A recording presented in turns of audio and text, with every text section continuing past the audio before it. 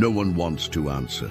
To remember is to resist silence, to refuse the comfort of ignorance, to say, no, this happened and it matters. Every generation inherits not just a history, but a responsibility to confront what came before, to repair what can be repaired, and to carry the stories forward with dignity. Some will say, let the past stay buried.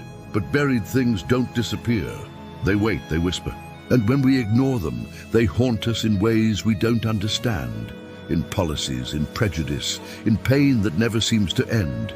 Remembrance, then, is a form of healing. It allows us to bring what's hidden into the light, to see the wound, to finally begin the work of making it whole.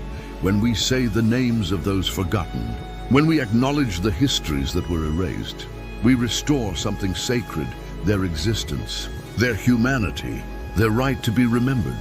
But remembrance isn't just an act of looking back. It's a guide for how we move forward.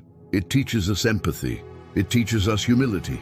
It reminds us that progress without reflection is just repetition. Every story we recover, every truth we face, every silence we break adds one more thread to the fabric of who we are, because nations, like people, are shaped by memory.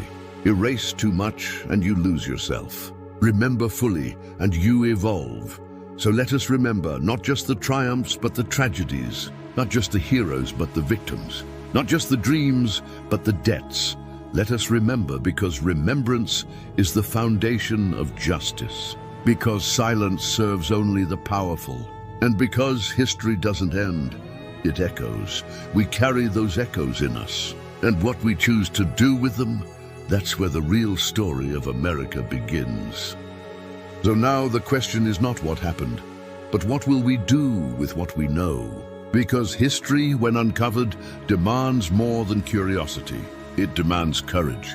Courage to question, courage to care, courage to act.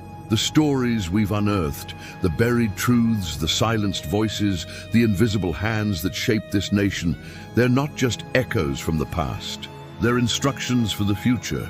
Every forgotten name, every erased struggle, every quiet act of resistance calls out to us now, not to feel guilty, but to feel responsible.